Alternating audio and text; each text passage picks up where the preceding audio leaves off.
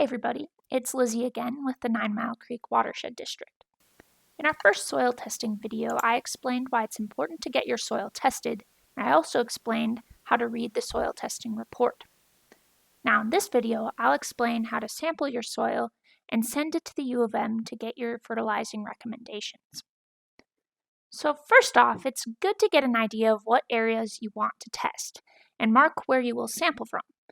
So if you have a front yard and a backyard, or part of your yard is open and another part is tree covered, you might want to sample those areas separately. In this map, we're looking at the 9 Mile Creek Watershed District's headquarters, Discovery Point. All of these labels help remind me where I got the soil from. So BBR stands for buckthorn removal. It's our latest site that had buckthorn removal. BL is our back lawn. FN is our front native flower garden, FG is our front native grass garden, FF is our front fescue lawn, and FFB is our front fescue lawn that had a recent controlled burn.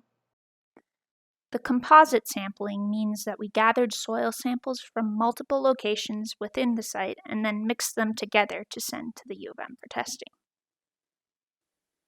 So when you're gathering samples for lawns, the soil needs to be gathered from 0 to 3 inch depths, but native planting soil samples should be gathered from 0 to 6 inch depth.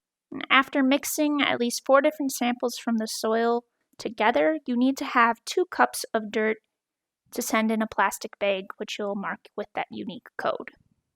So here I'm marking the sample with a BL, which stands for back lawn, just to differentiate the different soil samples that I was sending in.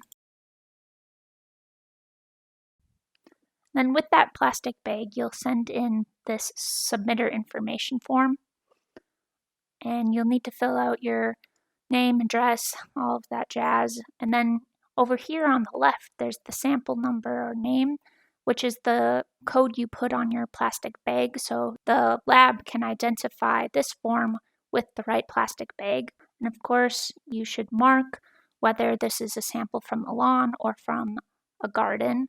Then they will know at what depth the soil sample was taken from. And over here, you can check how often your lawn is watered, whether the grass clippings are removed, and all of that information will help inform them what prescription of fertilizer you should use for your lawn. And finally, you should check that you want at least the regular test that includes the total organic matter, phosphorus, potassium, but you could also add nitrogen or lead testing for further cost. Then all you need to do is send in the mail your sheets with their corresponding baggie of sample soil to the soil testing lab, or you can actually directly drop them off to the lab. It's just at the St. Paul campus at the U of M, and you'll get your results back in a week or 2. I hope this video gave some good direction on how you can conduct your own soil tests.